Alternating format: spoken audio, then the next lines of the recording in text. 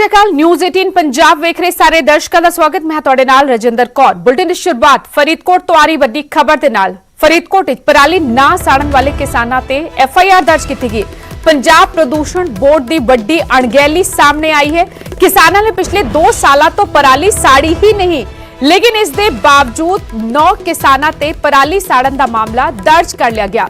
हुण जदों पूरे मामले का खुलासा होया, विभाग के अधिकारी कुछ बोलण नूं ही तैयार नहीं। सवाल पुछण ते पत्रकारां दे नाल ही उलझदे नजर आए। पंजाब प्रदूषण कंट्रोल बोर्ड के अधिकारी हुण DC के हुक्मां तो बाद मामले की जांच लई एक टीम बना दी गई है। लगातार पंजाब विच पराली साड़न दी तस्वीरां सामने आ रही ने। किसान शरेआम कहते नजर आते हैं, खुली चुनौती देंदे ने कि पराली साड़ना उन्हां दी मजबूरी है, क्योंकि पराली सांभण लई उन्हां कोल इन्ना पैसा नहीं, सरकार मदद नहीं करती अते असीं पराली साड़ांगे। लेकिन इस विचाले फरीदकोट विच पंजाब प्रदूषण कंट्रोल बोर्ड की वड्डी अणगहली सामने आई, जिथे पराली ना साड़न वाले किसानां ते ही FIR दर्ज कर ली गई।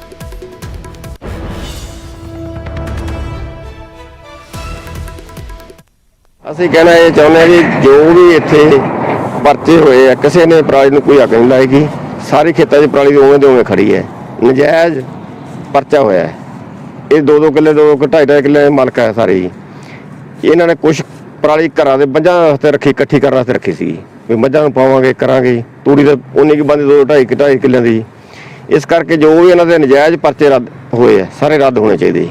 पिछले साल भी इन्होंने अग लाई, पिछले साल भी इन्होंने अग लाई, इत्थों गट्ठा बनवाइयां सी। पिछले साल भी कुछ पराली इन्होंने पशुओं वास्ते कढ़ के घरे ले गए सी।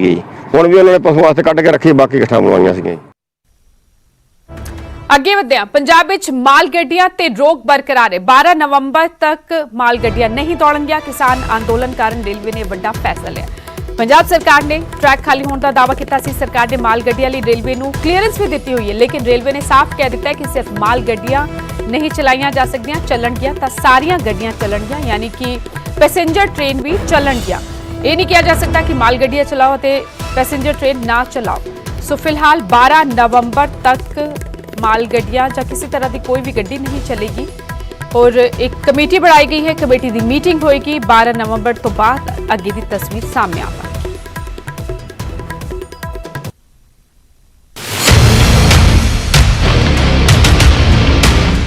किसान रेलवे ट्रैक खाली कर चुके ने। पंजाब सरकार सुरक्षा का भरोसा दे चुकी है, पर रेलवे अजे भी सूबे दे लई ट्रेनां नूं हरी झंडी देण दे मूड दे विच नहीं। शनिवार नूं रेलवे के चेयरमैन विनोद कुमार एक बार मुड़ तो मीडिया के रूबरू होए, जिन्हां ने पंजाब दे विच ट्रेनां चलाउण तो फिलहाल कोरी ना करदिआं कहा कि सूबे च रेलां चलाउण दा माहौल ही नहीं। भारतीय रेलवे ने यह भी साफ किया है कि वह अपनी व्यवस्था मुताबिक रेल गड्डियां चलावेगी अते रेलवे अपने मुलाजमां दी सुरक्षा दे नाल कोई भी समझौता नहीं करेगी। रेलवे ट्रेन का ऑपरेशन करना चाहती है, तुरंत करना चाहती है। पैसेंजर ट्रेन हो, गुड्स ट्रेन हो, डिपार्टमेंटल मेंटेनेंस ट्रेन हो, सब ट्रेनों का ऑपरेशन करना चाहती है। हमें केवल और केवल ये राज्य सरकार के साथ मिलके ये एक व्यवस्था करनी होगी कि हमारा पूरा ट्रैक, पूरा रेलवे स्टेशन क्लियर है और उस ट्रैक और उस रेलवे स्टेशन पे एक बार ट्रेन ऑपरेशन शुरू होने के बाद कोई भी अनाधिकृत व्यक्ति उस ट्रैक पे या स्टेशन पे नहीं आएगा, जिससे कि कोई दुर्घटना की स्थिति बने। पंजाब सरकार ते किसान बार-बार कह रहे हैं कि माल गड्डियां दे लई ट्रैक खुले ने, जदों कि रेलवे ने मुसाफर गड्डियां लई भी क्लीयरेंस अति सुरक्षा यकीनी बनाउण दी मंग रखी है।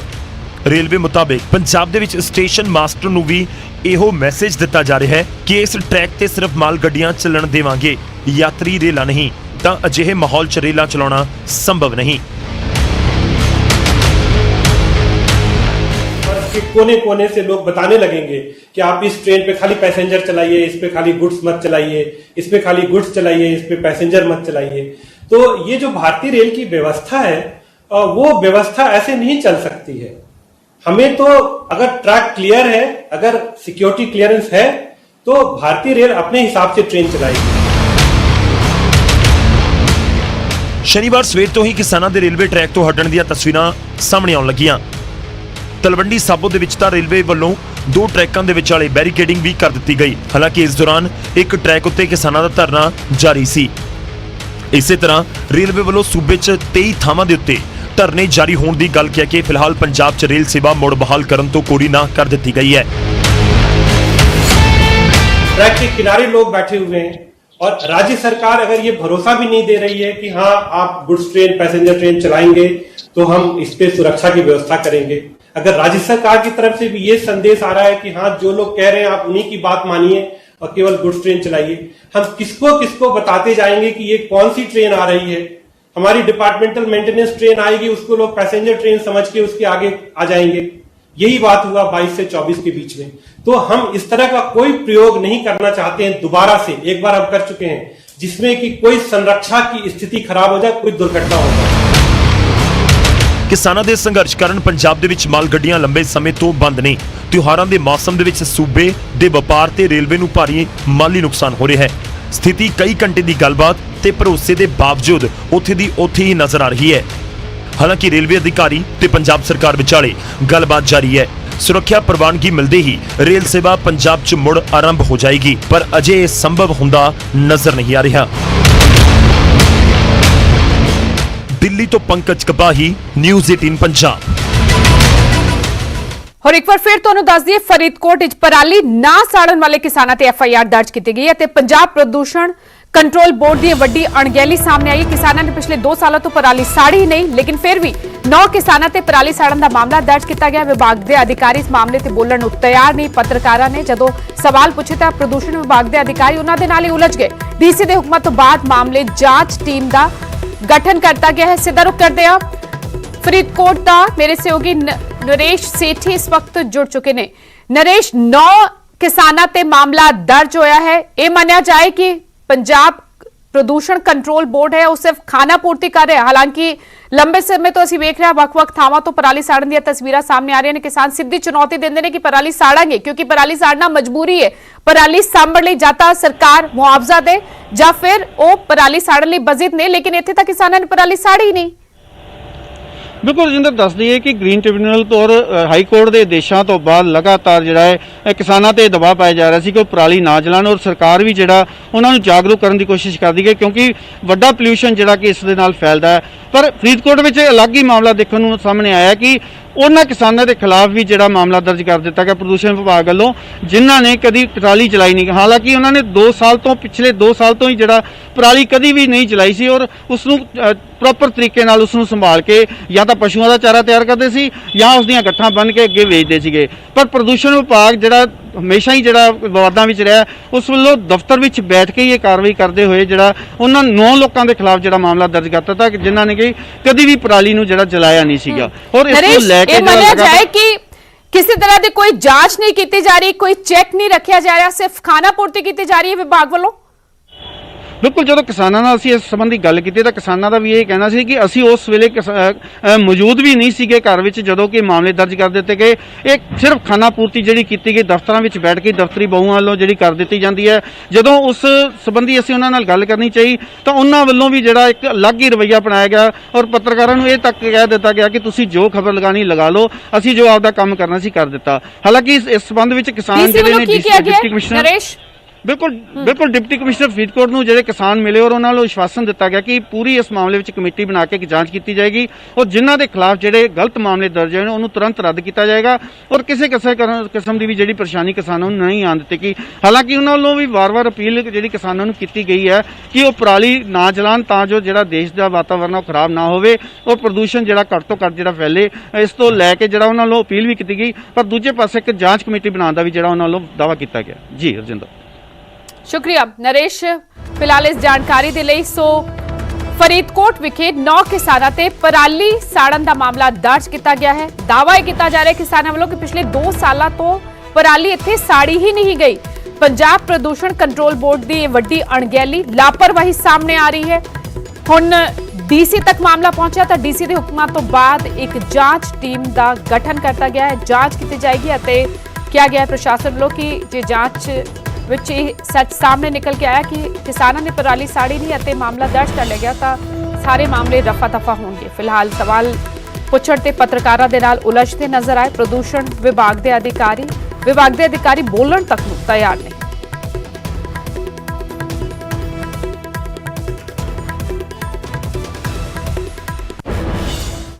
ਅਗਲੀ ਖਬਰ ਦਾ ਰੁਖ ਕਰਦੇ ਹਾਂ। ਬ੍ਰਿਟੇਨ ਵਿੱਚ ਸਿੱਖਾਂ ਨੂੰ ਧਾਰਮਿਕ ਘੱਟ-ਗਿਣਤੀ ਦਾ ਦਰਜਾ ਨਹੀਂ ਮਿਲੇਗਾ। ਲੰਡਨ ਹਾਈ ਕੋਰਟ ਨੇ ਵਿਸ਼ੇਸ਼ ਦਰਜੇ ਦੀ ਮੰਗ ਕਰੀ ਸਿੱਖ ਫੈਡਰੇਸ਼ਨ ਦੀ ਪਟੀਸ਼ਨ ਨੂੰ ਖਾਰਿਜ ਕਰ ਦਿੱਤਾ ਹੈ।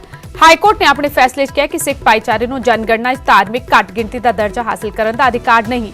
ਦਰਅਸਲ ਬ੍ਰਿਟੇਨ ਵਿੱਚ 2021 ਚ ਹੋਣ ਵਾਲੀ ਜਨਗਣਨਾ 'ਚ ਸਿੱਖ ਭਾਈਚਾਰਾ ਆਪਣੇ ਲਈ ਵੱਖਰੇ ਤੌਰ ਤੇ ਜ਼ਿਕਰ ਦੀ ਮੰਗ ਕਰ ਰਿਹਾ ਸੀ, ਪਰ ਜਦੋਂ ਸਰਕਾਰ ਨੇ ਉਹਨਾਂ ਦੀ ਇਹ ਮੰਗ ਨਹੀਂ ਮੰਨੀ ਤਾਂ ਮਾਮਲਾ ਅਦਾਲਤ ਪਹੁੰਚ ਗਿਆ ਸੀ, ਪਰ ਹੁਣ ਅਦਾਲਤ ਨੇ ਵੀ ਇਸ ਮੰਗ ਨੂੰ ਖਾਰਿਜ ਕਰਤਾ ਹੈ। ਫੈਸਲਾ ਸੁਣਾਉਣ ਵਾਲੀ ਜਸਟਿਸ ਅਖਲਾਕ ਚੌਧਰੀ ਦੀ ਬੈਂਚ ਨੇ ਸਿੱਖ ਫੈਡਰੇਸ਼ਨ ਯੂਕੇ ਦੇ ਮੁਖੀ ਅਮਰੀਕ ਸਿੰਘ ਗਿੱਲ ਦੀ ਉਸ ਮੰਗ ਨੂੰ ਵੀ ਖਾਰਿਜ ਕਰਤਾ ਜਿਸ ਵਿੱਚ ਆਦੇਸ਼ ਨੂੰ ਰਿਵਿਊ ਕਰਨ ਦੀ ਮੰਗ ਕੀਤੀ ਗਈ ਸੀ।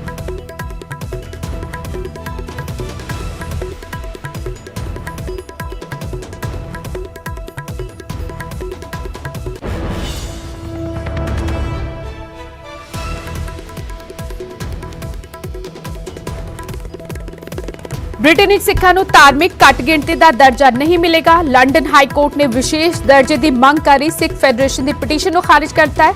ਹਾਈ ਕੋਰਟ ਨੇ ਆਪਣੇ ਫੈਸਲੇ 'ਚ ਕਿਹਾ ਹੈ ਕਿ ਸਿੱਖ ਭਾਈਚਾਰੇ ਨੂੰ ਜਨਗਣਨਾ 'ਚ ਧਾਰਮਿਕ ਘੱਟ-ਗਿਣਤੀ ਦਾ ਦਰਜਾ ਹਾਸਲ ਕਰਨ ਦਾ ਕੋਈ ਅਧਿਕਾਰ ਨਹੀਂ ਹੈ। ਦਰਅਸਲ ਬ੍ਰਿਟੇਨ ਵਿੱਚ 2021 ਵਿੱਚ ਹੋਣ ਵਾਲੀ ਜਨਗਣਨਾ 'ਚ ਸਿੱਖ ਭਾਈਚਾਰਾ ਆਪਣੇ ਲਈ ਵੱਖਰੇ ਤੌਰ ਤੇ ਜ਼ਿਕਰ ਦੀ ਮੰਗ ਕਰ ਰਿਹਾ ਸੀ, ਪਰ ਜਦੋਂ ਸਰਕਾਰ ਨੇ ਉਹਨਾਂ ਦੀ ਮੰਗ ਨਹੀਂ ਮੰਨੀ ਤਾਂ ਮਾਮਲਾ ਅਦਾਲਤ ਪਹੁੰਚ ਗਿਆ ਸੀ, ਪਰ ਹੁਣ ਹਾਈ ਕੋਰਟ ਨੇ ਵੀ ਇਸ ਮੰਗ ਨੂੰ ਖਾਰਿਜ ਕਰ ਦਿੱਤਾ ਹੈ। ਫੈਸਲਾ ਸੁਣਾਉਣ ਵਾਲੀ ਜਸਟਿਸ ਅਖਲਾਕ ਚੌਧਰੀ ਦੀ ਬੈਂਚ ਨੇ ਸਿੱਖ ਫੈਡਰੇਸ਼ਨ ਯੂਕੇ ਦੇ ਮੁਖੀ ਅਮਰੀਕ ਸਿੰਘ ਗਿੱਲ ਦੇ ਉਸ ਮੰਗ ਨੂੰ ਵੀ ਖਾਰਿਜ ਕਰ ਦਿੱਤਾ ਜਿਸ ਵਿੱਚ ਆਦੇਸ਼ ਨੂੰ ਹਾਈ ਕੋਰਟ ਨੇ ਜਿਹੜਾ ਹੁਕਮ ਦਿੱਤਾ ਹੈ ਉਸ ਨੂੰ ਰਿਵਿਊ ਕਰਨ ਦੀ ਮੰਗ ਕੀਤੀ ਗਈ ਸੀ।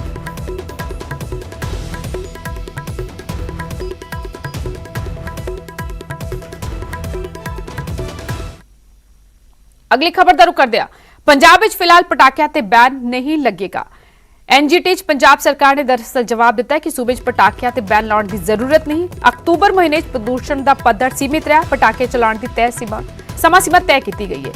ਦੀਵਾਲੀ, ਗੁਰਪੁਰਬ ਅਤੇ ਨਵੇਂ ਸਾਲ ਤੇ ਪਟਾਕਿਆਂ ਲਈ ਬਕਾਇਦਾ ਨਿਯਮ ਬਣਾਏ ਗਏ ਨੇ। ਦਿੱਲੀ, ਹਰਿਆਣਾ ਤੇ ਚੰਡੀਗੜ੍ਹ 'ਚ ਪਟਾਕੇ ਹਾਲਾਂਕਿ ਪਹਿਲਾਂ ਹੀ ਪਟਾਕਿਆਂ ਦੀ ਵਿਕਰੀ, ਖਰੀਦਣ ਸਭ ਤੇ ਬੈਨ ਲੱਗ ਚੁੱਕਿਆ ਹੈ। ਐਨਜੀਟੀ ਨੇ ਪੰਜਾਬ ਸਮੇਤ 4 ਸੂਬਿਆਂ ਨੂੰ ਨੋਟਿਸ ਜਾਰੀ ਕੀਤਾ ਸੀ। ਕੋਰੋਨਾ ਅਤੇ ਪ੍ਰਦੂਸ਼ਣ ਦੇ ਮੱਦੇਨਜ਼ਰ ਪਟਾਕਿਆਂ ਤੇ ਬੈਨ ਲਾਇਆ ਜਾ ਸਕਦਾ ਹੈ ਜਾਂ ਨਹੀਂ, ਇਸ ਦੀ ਗੱਲ ਕੀਤੀ ਗਈ ਸੀ। ਹੁਣ ਪੰਜਾਬ ਸਰਕਾਰ ਦੇ ਜਵਾਬ ਤੋਂ ਐਨਜੀਟੀ ਨੇ ਫੈਸਲਾ ਸੁਰੱਖਿਅਤ ਰੱਖ ਲਿਆ। 9 ਨਵੰਬਰ ਨੂੰ ਐਨਜੀਟੀ ਆਪਣਾ ਫੈਸਲਾ ਸੁਣਾਏਗੀ। ਉਧਰ ਸੂਬੇ ਦੇ ਪਟਾਖਾ ਕਾਰੋਬਾਰੀਆਂ ਨੂੰ ਵੀ ਇਸ ਦੀਵਾਲੀ ਤੋਂ ਕਾਫੀ ਉਮੀਦਾਂ ਨੇ। ਹਾਲਾਂਕਿ ਐਨਜੀਟੀ ਵੱਲੋਂ ਕੀ ਫੈਸਲਾ ਲਿਆ ਜਾਂਦਾ ਹੈ 9 ਨਵੰਬਰ ਨੂੰ ਤਸਵੀਰ ਸਾਫ਼ ਹੋ ਪਾਏਗੀ। ਪੰਜਾਬ ਵਿੱਚ ਪਟਾਕਿਆਂ ਤੇ ਬੈਨ ਲੱਗਦਾ ਹੈ ਜਾਂ ਨਹੀਂ 9 ਨਵੰਬਰ ਨੂੰ ਸਾਫ਼ ਹੋ ਪਾਏਗਾ, ਲੇਕਿਨ ਪਟਾਖਾ ਕਾਰੋਬਾਰੀ ਕਾਫੀ ਉਮੀਦ ਕਰ ਰਹੇ ਨੇ ਇਸ ਦੀਵਾਲੀ ਤੋਂ। ਹਾਲਾਂਕਿ ਕੋਰੋਨਾ ਦੀ ਮਾਰ ਕਾਰਨ ਕੁਝ ਖਦਸ਼ੇ ਵੀ ਨੇ।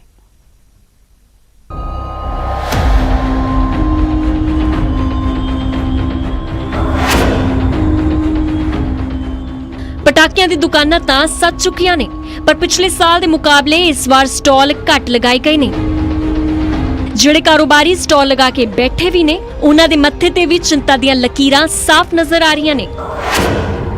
ਮੋਗਾ ਤੇ ਕੋਟਕਪੁਰਾ ਬਾਈਪਾਸ ਤੇ ਪਟਾਕਿਆਂ ਦੇ ਸਟਾਲ ਲਗਾ ਕੇ ਬੈਠੇ ਇਹਨਾਂ ਦੁਕਾਨਦਾਰਾਂ ਨੂੰ ਚਿੰਤਾ ਇਸ ਗੱਲ ਦੀ ਹੈ ਕਿ ਇਸ ਵਾਰ ਲੋਕ ਉਹਨਾਂ ਕੋਲੋਂ ਪਟਾਕੇ ਖਰੀਦਣ ਆਉਣਗੇ ਵੀ ਜਾਂ ਨਹੀਂ। ਪ੍ਰਦੂਸ਼ਣ ਦੀ ਵਜ੍ਹਾ ਕਰਕੇ ਪਹਿਲਾਂ ਹੀ ਪਟਾਕਿਆਂ ਨੂੰ ਲੈ ਕੇ ਪ੍ਰਸ਼ਾਸਨ ਕਾਫੀ ਸਖਤ ਹੈ। ਪਿਛਲੀ ਦੀਵਾਲੀ ਪਟਾਕੇ ਵੇਚਣ ਲਈ ਲਾਇਸੈਂਸ ਲਾਜ਼ਮੀ ਕੀਤਾ ਗਿਆ ਸੀ। ਸਟਾਲ ਲਗਾਉਣ ਦੀ ਇਜਾਜ਼ਤ ਵੀ ਸ਼ਹਿਰ ਤੋਂ ਬਾਹਰ ਦਿੱਤੀ ਗਈ ਸੀ, ਪਰ ਪਿਛਲੀ ਵਾਰ ਕਾਫੀ ਹੱਦ ਤੱਕ ਪਟਾਕਿਆਂ ਦੀ ਵਿਕਰੀ ਹੋ ਗਈ ਸੀ। ਪਰ ਇਸ ਵਾਰ ਕਾਰੋਬਾਰੀਆਂ ਦੇ ਮਨਾਂ ਵਿੱਚ ਕਾਫੀ ਸ਼ੰਕੇ ਨੇ। ਵਜ੍ਹਾ ਹੈ ਕੋਰੋਨਾ। ਖਦਸ਼ੇ ਜਤਾਏ ਜਾ ਰਹੇ ਨੇ ਕਿ ਕੋਰੋਨਾ ਕਾਲ ਵਿਚਾਲੇ ਪਟਾਕਿਆਂ ਦਾ ਧੂਆਂ ਮਰੀਜ਼ਾਂ ਲਈ ਖਤਰਨਾਕ ਸਾਬਤ ਹੋ ਸਕਦਾ ਹੈ। ਅਜਿਹੇ ਵਿੱਚ ਲੋਕ ਇਸ ਵਾਰ ਪਟਾਕੇ ਖਰੀਦਣ ਦਾ ਰਿਸਕ ਲੈਣਗੇ ਜਾਂ ਨਹੀਂ, ਇਹ ਵੱਡਾ ਸਵਾਲ ਹੈ। ਉੱਪਰੋਂ ਕੋਰੋਨਾ ਕਾਰਨ ਲੋਕਾਂ ਤੇ ਇਸ ਵਾਰ ਕਾਫੀ ਆਰਥਿਕ ਬੋਝ ਵੀ ਪੈ ਚੁੱਕਿਆ ਹੈ। ਇਸ ਲਈ ਪਟਾਕੇ ਖਰੀਦਣ ਲਈ ਲੋਕ ਆਪਣੀ ਜੇਬ ਢਿੱਲੀ ਕਰਨਗੇ ਜਾਂ ਨਹੀਂ, ਕਾਰੋਬਾਰੀਆਂ ਨੂੰ ਇਸ ਗੱਲ ਦੀ ਵੀ ਚਿੰਤਾ ਸਤਾ ਰਹੀ ਹੈ।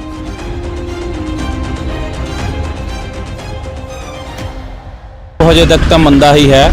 ਉਮੀਦਾਂ ਤਾਂ 50% ਹੀ ਨੇ, ਔਰ ਬਾਕੀ ਆਉਣ ਵਾਲੇ ਟਾਈਮ ਦਾ ਕੁਝ ਨਹੀਂ ਪਤਾ। ਅੱਗੇ ਹੀ ਕਾਰੋਬਾਰ ਘਟ ਰਿਹਾ ਦੀਵਾਲੀ ਦੇ ਪਟਾਕਿਆਂ ਦਾ। ਲੋਕੀ ਜ਼ਿਆਦਾਤਰ ਪਟਾਕੇ ਨਹੀਂ ਚਲਾਉਂਦੇ। ਪਿਛਲੇ ਕਈ ਸਾਲਾਂ ਨਾਲੋਂ ਫਰਕ ਪੈ ਗਿਆ। ਲੋਕੀ ਜ਼ਿਆਦਾ ਕੱਪੜੇ ਦੀ ਖਰੀਦਦਾਰੀ ਕਰਦੇ ਨੇ ਜੋ ਸਦਾ ਹੀ ਵਰਤੋਂ ਵਿੱਚ ਆਉਂਦੇ ਨੇ। ਅਸੀਂ ਆਸਾਂ ਦੀਵਾਲੀ ਤੇ ਹੀ ਹੁੰਦੀਆਂ ਸਾਡੀਆਂ ਸਾਰੀਆਂ ਆਸਾਂ ਵੀ ਸਾਲ ਬਾਅਦ ਤਿਉਹਾਰ ਆਉਂਦਾ ਵੀ ਚਲੋ ਚੰਗਾ ਲੱਗ ਜੇ ਤੇ ਵਧੀਆ, ਸਾਰੀ ਪੇਮੈਂਟਾਂ ਹੋ ਜਾਂਦੀਆਂ। ਜਦੋਂ ਕਿ ਹਜੇ ਤੱਕ ਤਾਂ ਮਤਲਬ ਦੀਵਾਲੀ ਦਿਨ 10 ਦਿਨ ਪਏ ਆ, ਹਜੇ ਤੱਕ ਤਾਂ ਲੱਗਦਾ ਵੀ ਹਜੇ ਥੋੜਾ ਸਲੋ ਆ ਕੰਮ, ਕਿਉਂਕਿ ਹਜੇ ਲੋਕੀ ਕਈ ਡਰ ਤੋਂ ਨਹੀਂ ਆ ਰਹੇ, ਕਈ ਡਰਦੇ ਪੋਲਿਊਸ਼ਨ ਤੋਂ ਵੀ ਡਰਦੇ ਨੇ। ਬਟ ਸਾਨੂੰ ਉਮੀਦ ਹੈ ਕਿ ਇਸ ਸਾਲ ਦੀਵਾਲੀ ਵਧੀਆ ਜਾਏਗੀ।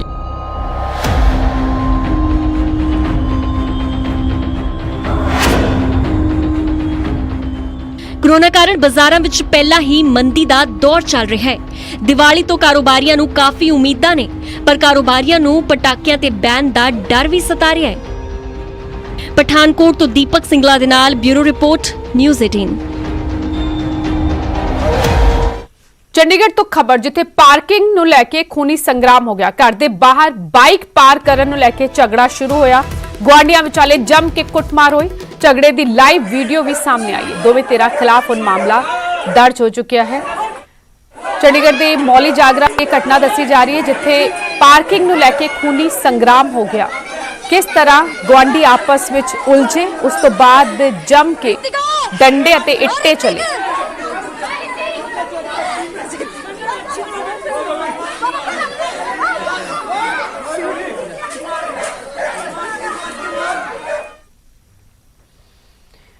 पंजाब विच पहले ही जंगलों की घाट है, उपरों इन्हां जंगलों च पशु पक्षियों के तस्कर सरगर्म हो रहे हैं। पठानकोट में पंछियों की तस्करी करने वाला एक शख्स काबू किया गया। इसकी कैद तो 300 के करीब पंछी बरामद हुए।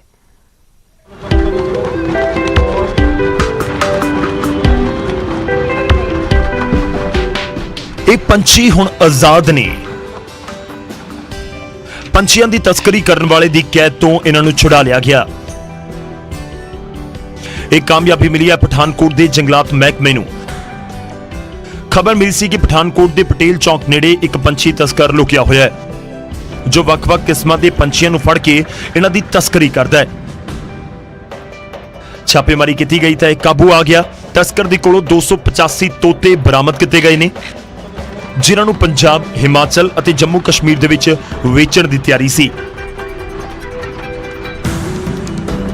ईएफओ साहब नूं मैसेज मिला है, गुप्त सूत्रा मिली ही राजेश महाजन जी IFS ने वाइल्ड लाइफ के जिद DFO, उन्होंने दसिया कि ऐसा कोई तस्करी का जो समान जो है JNK जाता है, वो कि गुप्त जगह के तोते पाए रखे गए, नजायज़ तौर पर रखे गए हैं। फिर उन्होंने साढ़े टीम का गठन करके अज तकरीबन 10 बजे करीब रेड मारा गया। बड़ा कंपलैक्स है और तीजी मंजिल से जो तोते जो रखे जो नजायज़ तौर पर रखे वेखे गए हैं। वाइल्ड लाइफ एक्ट 1972 जो धारावां ने वो जड़ियाँ लातियां ने, इन्हों असीं जुडिशियल कस्टडी घट्टो घट्ट 15 दिन लई भेजिया है। तस्कर दी कैद दे विचों छुड़ाए गए इन्हां पंछियों नूं अदालत दे विच पेश किया गया है, जिस तो बाद इन्हां नूं आसमान दे विच आजाद उड़ान भरन दे लई छड़ दिता गया। फिलहाल जंगलात महकमा तस्कर तो पुछगिछ दे विच जुटिया है कि इस रैकेट दे विच उस नाल होर कौन-कौन शामिल है। पठानकोट तो सुखजिंदर कुमार, न्यूज़ 18 पंजाब। खबर हाले होर भी ने, पर एक छोटे जे ब्रेक तो बाद। बीजेपी के सीनियर आगू लाल कृष्ण आडवाणी आज 93 साल के हो गए ने। आज उन्हों का जन्मदिन है। प्रधानमंत्री नरेंद्र मोदी ने आडवाणी के घर जाके उन्होंने जन्मदिन दी शुभकामनावां दित्तियां। प्रधानमंत्री मोदी ने आडवाणी दे नाल केक कटिया। दोवां ने एक दूजे नूं केक खवाया ते प्रधानमंत्री मोदी ने पैर छुके उन्हां तों आशीर्वाद हासिल किया। इस मौके अमित शाह अते JP नड्डा भी मौजूद रहे। इस बुलेटिन फिलहाल नहीं, मैनूं दिओ इजाजत, धन्यवाद।